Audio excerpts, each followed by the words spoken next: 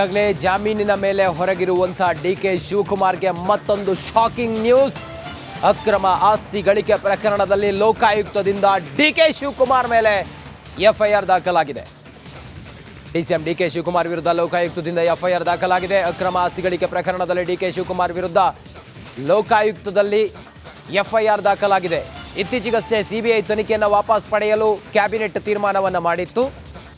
ಈಗ ಲೋಕಾಯುಕ್ತದಿಂದ ಡಿಕೆ ಶಿವಕುಮಾರ್ ಅವರ ಮೇಲೆ ಎಫ್ಐಆರ್ ದಾಖಲಾಗಿದೆ.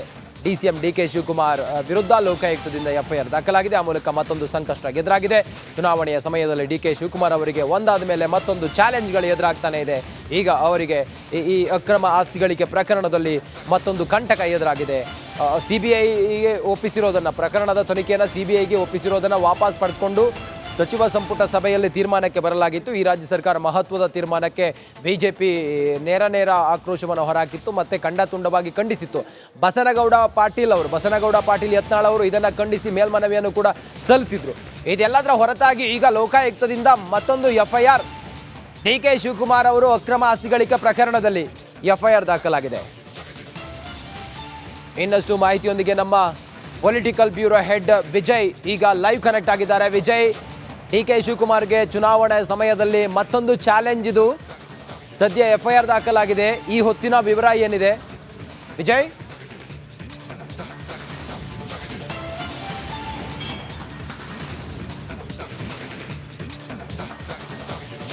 ರಂಜಿತ್, ಇದು ಚಾಲೆಂಜ್ ಅನ್ನೋದಕ್ಕಿಂತ ಒಂದು ರೀತಿಯಲ್ಲಿ ರಿಲ್ಯಾಕ್ಸ್ ಅಂತ ಹೇಳ್ಬೋದು. ಅಥವಾ ಯಾಕೆಂತಂದರೆ ಸಿಬಿಐಗೆ ಸಂಬಂಧಪಟ್ಟಂತೆ ಏನು ರೆಫರ್ ಆಗಿತ್ತು, ಸಿಬಿಐ ದಾಖಲು ಮಾಡಿತ್ತು ಎಫ್ಐಆರ್ ದಾಖಲು ಅಕ್ರಮ ಆಸ್ತಿ ಸಂಬಂಧಪಟ್ಟಂತೆ, ಅದನ್ನು ಇಂದಿನ BJP ಸರ್ಕಾರದ ನಡೆಯನ್ನು ಪ್ರಶ್ನೆ ಮಾಡಿ ಅದನ್ನು ಏನು ವಾಪಸ್ಸನ್ನು ತೆಗೆದುಕೊಳ್ಳೋ ಸಂಬಂಧಪಟ್ಟಂತೆ ಸಚಿವ ಸಂಪುಟದಲ್ಲಿ ನಿರ್ಧಾರ ಕೈಗೊಳ್ಳಲಾಗಿತ್ತು. ಇದೇ ಮೊದಲ ಬಾರಿಗೆ ಆವಾಗ ಕ್ಯಾಬಿನೆಟ್ ನಿರ್ಧಾರ ಕೈಗೊಳ್ಳಲಾಗಿತ್ತು.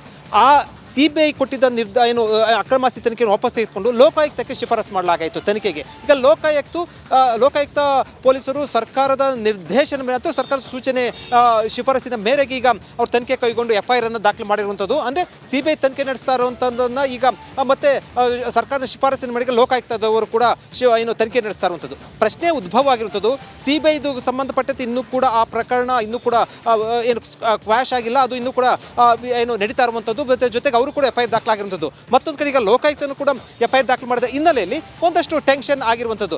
ಜೊತೆಗೆ ಈಗ ಲೋಕಾಯುಕ್ತ ಪೊಲೀಸರು ರಾಜ್ಯದಲ್ಲಿ ವ್ಯಾಪ್ತಿಗೆ ಬರುವಂಥ ಹಿನ್ನೆಲೆಯಲ್ಲಿ, ಅಂದರೆ ಸ್ವತಂತ್ರ ಸಂಸ್ಥೆ ಆದರೂ ಕೂಡ ಅದು ಲೋಕಾಯುಕ್ತ ಸಂಸ್ಥೆಗೆ ಈಗ ಇದು ಏನು ಈ ಒಂದು ಪ್ರಕರಣ ಶಿಫಾರಸು ಆಗಿರುವಂಥ ಹಿನ್ನೆಲೆಯಲ್ಲಿ ಅವರಿಗೆ ಎಫ್ಐಆರ್ ದಾಖಲಾಗಿರುವಂಥ ಹಿನ್ನೆಲೆಯಲ್ಲಿ ಈಗ ಮತ್ತೊಂದು ವಿಚಾರಣೆಯನ್ನು ಎದುರಿಸಬೇಕಾದಂಥ ಪರಿಸ್ಥಿತಿ ಇರುವಂಥದ್ದು. ಒಂದು ವೇಳೆ ಕೂಡ ಸಿಬಿಐ ತನಿಖೆ ಸಂಬಂಧಪಟ್ಟಂತೆ ಸಂಪೂರ್ಣವಾಗಿ ಅದು ಸ್ಕ್ವಾಶ್ ಆದರೆ ಆಗ ಒಂದು ಸ್ವಲ್ಪ ನಿರಾಳ ಆಗ್ಬೋದಾಗಿತ್ತು. ಅದು ಈಗ ಎರಡೂ ಕಡೆ ತನಿಖೆ ನಡೀತಾ ಇರುವಂಥ ಹಿನ್ನೆಲೆಯಲ್ಲಿ ಈಗ ಲೋಕಾಯುಕ್ತ ಪೊಲೀಸರು ಎಫ್ಐಆರ್ ದಾಖಲಾಗಿರುವಂಥದ್ದು ಮತ್ತೊಂದು ತನಿಖೆಯನ್ನು ಎದುರಿಸಬೇಕಾದಂಥ ಅನಿವಾರ್ಯತೆ ಪರಿಸ್ಥಿತಿಗೆ ಡಿಕೆ ಶಿವಕುಮಾರ್ಗೆ ಉಂಟಾಗಿರುವಂಥದ್ದು. ರಂಜಿತ್, ಓಕೆ, ಥ್ಯಾಂಕ್ ಯು ನಿಮ್ಮೆಲ್ಲ ಮಾಹಿತಿಗಾಗಿ ವಿಜಯ್. ಒಟ್ಟಾರೆ ಡಿಕೆ ಶಿವಕುಮಾರ್ಗೆ ಈ ಪ್ರಕರಣದಲ್ಲಿ ಸಿಬಿಐನಲ್ಲಿ ಕೇಸ್ ವಾಪಸ್ ಪಡೆದುಕೊಂಡಿದ್ದು, ಅದಾದ ನಂತರ ಈಗ ಲೋಕಾಯುಕ್ತದಲ್ಲಿ ಎಫ್ಐಆರ್ ದಾಖಲಾಗಿದೆ. ಡಿಕೆ ಶಿವಕುಮಾರ್ ಇದೆಲ್ಲವನ್ನು ಹೇಗೆ ಎದುರಿಸ್ತಾರೆ ಅನ್ನೋದನ್ನು ನೋಡಬೇಕು. ಲೋಕಸಭೆ ಚುನಾವಣೆ ಹತ್ತಿರ ಬರ್ತಾ ಇದೆ. ಇಂಥ ಸಮಯದಲ್ಲಿ ಡಿಕೆ ಶಿವಕುಮಾರ್ ಅವರಿಗೆ ಮತ್ತೊಂದು ಶಾಕಿಂಗ್, ಬಹುಶಃ ಇದನ್ನೆಲ್ಲ ಗಮನಿಸ್ತಾ ಹೋದರೆ ಮುಂದಿನ ದಿನಗಳಲ್ಲಿ ಡಿಕೆ ಶಿವಕುಮಾರ್ಗೆ ಇದೆಲ್ಲವೂ ಕೂಡ ಒಂದು ದೊಡ್ಡ ಮಟ್ಟದಲ್ಲಿ ಒಂದು ಚಾಲೆಂಜ್ ಅಥವಾ ಸಂಕಷ್ಟ ಎದುರಾಗುವಂಥ ಸಾಧ್ಯತೆಗಳು ಕಂಡು ಬರ್ತಾ ಇದೆ.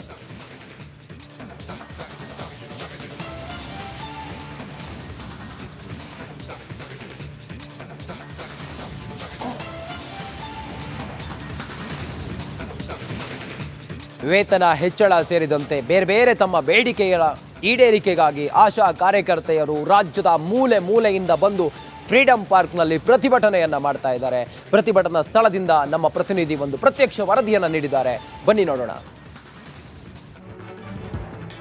ವಿವಿಧ ಬೇಡಿಕೆ ಆಗ್ರಹಿಸಿ ಆಶಾ ನೌಕರರು ಇವತ್ತು ದೊಡ್ಡ ಮಟ್ಟದಲ್ಲಿ ಪ್ರೊಟೆಸ್ಟ್ ಮಾಡ್ತಿದ್ದಾರೆ ಫ್ರೀಡಂ ಪಾರ್ಕಲ್ಲಿ. ನಾವು ಪ್ರೆಸೆಂಟ್ ಈಗ ಫ್ರೀಡಂ ಪಾರ್ಕಲ್ಲಿ ಇರ್ತೀನಿ. ನೋಡ್ತಿರ್ಬೋದು, ಸಾಕಷ್ಟು ಜನ ಆಶಾ ನೌಕರರು ಆ ಸರ್ಕಾರದ ವಿರುದ್ಧ ತಮ್ಮ ಬೇಡಿಕೆ ಆಗ್ರಹಿಸಿ ಪ್ರತಿಭಟನೆ ಮಾಡ್ತಿದ್ದಾರೆ. ಎಲ್ಲ ಪಿಂಕ್ಮಯವಾಗಿದೆ. ಬೇರೆ ಜಿಲ್ಲೆಗಳಿಂದ ಸಾಕಷ್ಟು ಜನ ಬಂದಿದ್ದಾರೆ. ಯಾಕಂದರೆ ಕಳೆದ 8 ವರ್ಷಗಳಿಂದ ಪ್ರೋತ್ಸಾಹನ ನೀಡಿಲ್ಲ ಮತ್ತು ಸರಿಯಾಗಿ ಸಂಬಳ ನಮಗೆ ಬರ್ತಿಲ್ಲ. ತಿಂಗಳಿಗೆ 15,000 ಸಂಬಳ ನೀಡಬೇಕು. ಮತ್ತೊಂದು ಕಡೆ RCS ಪೋರ್ಟಲ್ನಿಂದ ಡೀಲಿಂಗ್ ಮಾಡಬೇಕು.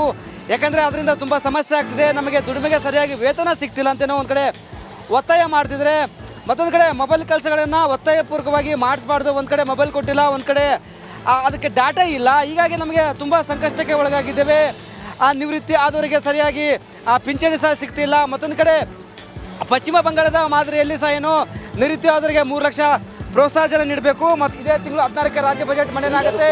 ಆ ಒಂದು ಬಜೆಟಲ್ಲಿ ನಮ್ಮ ಬೇಡಿಕೆ ಈಡೇರಿಸಬೇಕಂತೇಳಿ ಒಂದು ಕಡೆ ಮುಖ್ಯಮಂತ್ರಿ ಸಿದ್ದರಾಮಯ್ಯಗೆ ಒತ್ತಾಯ ಮಾಡಿದ್ದಾರೆ. ಕ್ಯಾಮ್ರಾ ಪರ್ಸನ್ ಕಾಂತರಾಜ್ ಜೊತೆ ವೀರೇಶ್, ರಿಪಬ್ಲಿಕ್ ಕನ್ನಡ, ಬೆಂಗಳೂರು. ಇತ್ತೀಚೆಗೆ ರಾಜ್ಯಾದ್ಯಂತ ದೊಡ್ಡ ಸುದ್ದಿ, ಅದು ಚಿಕ್ಕ ಮಕ್ಕಳಿಂದ ಶಾಲೆಯ ಶೌಚಾಲಯವನ್ನು ಕ್ಲೀನ್ ಮಾಡಿಸ್ತಾ ಇರೋದು. ಇದೇ ರೀತಿಯ ಘಟನೆ ಈಗ ದಾವಣಗೆರೆಯ ಸರ್ಕಾರಿ ಪ್ರೌಢಶಾಲೆಯಲ್ಲಿ ನಡೆದಿದೆ. ಪೋಷಕರು ಪ್ರತಿಭಟನೆ ಮಾಡ್ತಾ ಇದ್ದಾರೆ. ನಮ್ಮ ಮಕ್ಕಳನ್ನು ನಾವು ನಮ್ಮ ಮನೆಯಲ್ಲೇ ಕೆಲಸ ಮಾಡಿಸೋದಿಲ್ಲ, ಟಾಯ್ಲೆಟ್ ಕ್ಲೀನ್ ಮಾಡಿಸೋದಿಲ್ಲ. ಯಾರಿವರು ಶಾಲೆಯಲ್ಲಿ ಮಕ್ಕಳ ಕೈಯಲ್ಲಿ ಟಾಯ್ಲೆಟನ್ನು ಕ್ಲೀನ್ ಮಾಡಿಸೋದಕ್ಕೆ ಅಂಥೇಳಿ ಪ್ರತಿಭಟನೆಯನ್ನು ಮಾಡ್ತಾ ಇದ್ದಾರೆ. ದಾವಣಗೆರೆಯಲ್ಲಿ ಬೆಣ್ಣೆನಗರಿ ದಾವಣಗೆರೆಯಲ್ಲಿ ಮಕ್ಕಳಿಂದ ಶೌಚಾಲಯವನ್ನು ಕ್ಲೀನ್ ಮಾಡಿಸಿದ್ದು ಈಗ ಪೋಷಕರ ಆಕ್ರೋಶಕ್ಕೆ ಕಾರಣ ಆಗಿದೆ.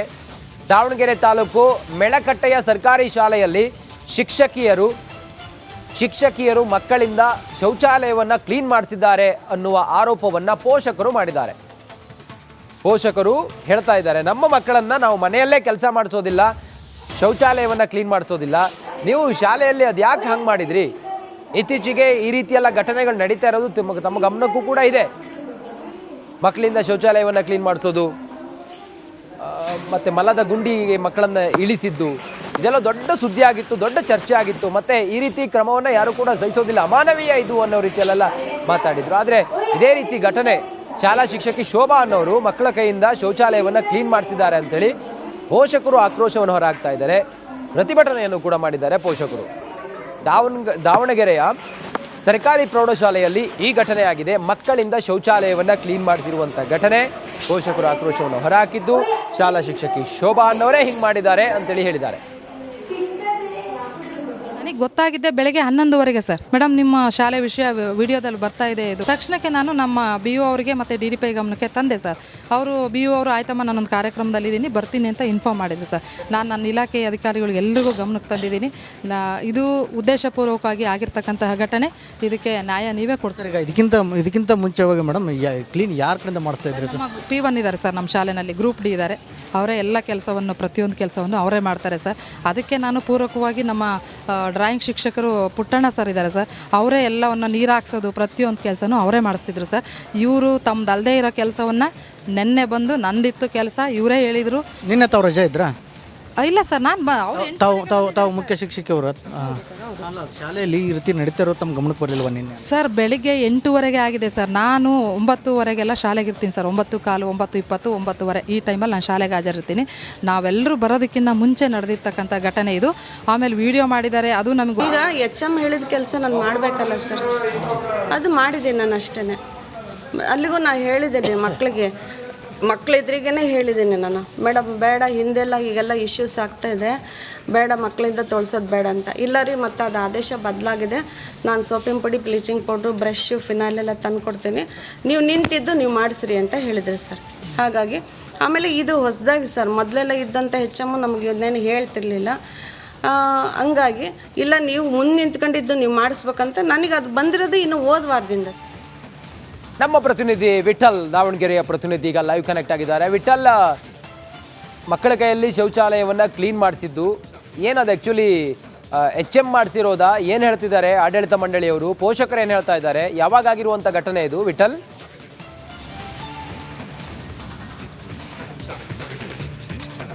ರಂಜಿತ್, ಖಂಡಿತ ಏನು ರಾಜ್ಯಾದ್ಯಂತ ಇತ್ತೀಚೆಗೆ ಒಂದು ಈ ರೀತಿ ಘಟನೆಗಳು ಮೇಲಿನ ಮೇಲೆ ನಡೀತಿರುವಂಥದ್ದು ನಿಜಕ್ಕೊಂದು ದುರಂತನೇ ಅಂತ ಮೊದಲನೇದಾಗಿ ಹೇಳ್ಬೋದು. ಆದರೆ ಏನು ಈ ದಾವಣಗೆರೆ ಜಿಲ್ಲೆಯ ಏನು ಮಟ್ಟಿಗಳೇನೋ ವಿಲೇಜಿನಲ್ಲಿರುವಂಥ ಒಂದು ಹೈಸ್ಕೂಲ್, ಸರ್ಕಾರಿ ಹೈಸ್ಕೂಲ್ನಲ್ಲಿ ಇದು ನಿನ್ನೆ ಬೆಳಗ್ಗೆ ಒಂದು 8:30 ಸುಮಾರಿಗೆ ನಡೆದಿರುವಂಥ ಘಟನೆ. ಆದರೆ ಏನು ಮಕ್ಕಳು ಶೌಚಾಲಯವನ್ನು ಸ್ವಚ್ಛಗೊಳಿಸುವಂಥ ಒಂದು ವಿಡಿಯೋ ಏನು ಸಾಮಾಜಿಕ ಜಾಲತಾಣದಲ್ಲಿ ಒಂದು ವೈರಲ್ ಆಗುತ್ತೆ. ಸೊ ಆ ಹಿನ್ನೆಲೆಯಲ್ಲಿ ಏನು ಈ ವಿಡಿಯೋನ ಮಾಡಿದವರು ಯಾರು ಮತ್ತು ಆ ಕೆಲಸವನ್ನು ಮಾಡಿಸಿದವರು ಯಾರು ಅನ್ನೋಂಥ ಅದನ್ನು ಕೂಲಂಕುಷವಾಗಿ ನೋಡಿದಾಗ ಪ್ರಮುಖವಾಗಿ ಕೇಳಿ ಬಂದಿರುವಂಥದ್ದು ಏನು ಆ ಶಾಲೆಯ ಇಬ್ಬರು ಶಿಕ್ಷಕಿಯರ ಹೆಸರು. ಅಂದರೆ ಒಬ್ಬರು ಮುಖ್ಯ ಶಿಕ್ಷಕಿ ಆಗಿರುವಂಥ ಏನು ಶೋಭಾ ಮತ್ತು ಆ ಇಂಗ್ಲೀಷ್ ಶಿಕ್ಷಕಿ ಆಗಿರುವಂಥ ಸಾವಿತ್ರಮ್ಮ ಅನ್ನೋರ ಹೆಸರು ಇಲ್ಲಿ ಕೇಳಿ ಬರುತ್ತೆ. ಏನು ಆ ಸಾವಿತ್ರಮ್ಮನವರೇ ಈ ಕೆಲಸವನ್ನು ಮುಂದೆ ನಿಂತು ಮಾಡಿಸಿ ಅದನ್ನು ವಿಡಿಯೋ ಮಾಡಿ ವೈರಲ್ ಮಾಡಿದ್ದಾರೆ. ನನ್ನ ಹೆಸರಿಗೆ ಮತ್ತು ನನ್ನ ಹುದ್ದೆಗೆ ಚ್ಯುತಿ ತರೋಕ್ಕೆ ಈ ಕೆಲಸ ಮಾಡಿದ್ದಾರೆ ಅಂತೇನು ಆ ಮುಖ್ಯ ಶಿಕ್ಷಕರಾಗಿರುವಂಥ ಶೋಭಾ ಅವರು ಈಗಾಗಲೇ ಒಂದು ಆರೋಪವನ್ನು ಮಾಡ್ತಿರ್ಬೋದು. ಅದೇ ರೀತಿ ಸಾವಿತ್ರಮ್ಮನವ್ರನ್ನ ಮಾತಾಡಿಸಿದಾಗ ಅವರು ಸಹ ಹೇಳ್ತಾ ಇರೋದು, ನನ್ನ ಮೇಲೆ ಏನು ವೈಯಕ್ತಿಕ ವೈಷಮ್ಯದಿಂದ ನನ್ನನ್ನು ಸಿಗಾಕ್ಸ್ಬೇಕು, ನನ್ನ ಕೆಲಸಕ್ಕೆ ಧಕ್ಕೆ ತರಬೇಕು ಅನ್ನುವಂಥ ಒಂದು ಉದ್ದೇಶದಿಂದ ಮುಖ್ಯ ಶಿಕ್ಷಕಿಯವರು ಸ್ವತಃ ಆದೇಶ ಕೊಟ್ಟು ಈ ಕೆಲಸವನ್ನು ಮಾಡಿಸಿ ನನ್ನನ್ನು ಈಗ ಇಕ್ಕಟ್ಟಿಗೆ ಶಿಕ್ಷಿಸುವಂಥ ಒಂದು ಪ್ರಯತ್ನ ಮಾಡ್ತಿದ್ದಾರೆ ಅಂತ ಏನು ಸಾವಿತ್ರಮ್ಮನವರು ಹೇಳಿರುವಂಥದ್ದು. ಸೊ ಈ ಎರಡು ಹಿನ್ನೆಲೆಯಲ್ಲಿ ಏನು ಆ ಕ್ಷೇತ್ರ ಶಿಕ್ಷಣಾಧಿಕಾರಿಗಳು ಸಹ ಏನು ಆ ಸ್ಕೂಲಿಗೆ ಭೇಟಿ ಕೊಟ್ಟು ಆ ಕೂಲಂಕುಷವಾಗಿ ಒಂದು ಅದನ್ನು ಈಗಾಗಲೇ ತನಿಖೆಯನ್ನು ಸಹ ನಡೆಸ್ತಿರುವಂಥದ್ದು. ಅಂದ್ರೇನು ಆ ಇಬ್ಬರು ಶಿಕ್ಷಕಿಯರ ವರ್ಷನನ್ನು ಪಡಿತಾ ಇದ್ದಾರೆ. ಅದರ ಜೊತೆಗೆ ಆ ಸ್ವಚ್ಛತಾ ಕಾರ್ಯದಲ್ಲಿ ಭಾಗವಹಿಸಿದಂಥ ಆ ಮಕ್ಕಳನ್ನು ಸಹ ಏನೋ ಒಂದು ವಿಚಾರಣೆ ಮಾಡುವಂಥ ಕೆಲಸ ನಡೆದಿರುವಂಥದ್ದು. Ranjith. Okay, thank you Vithal ನಿಮ್ಮೆಲ್ಲ ಮಾಹಿತಿಗಾಗಿ.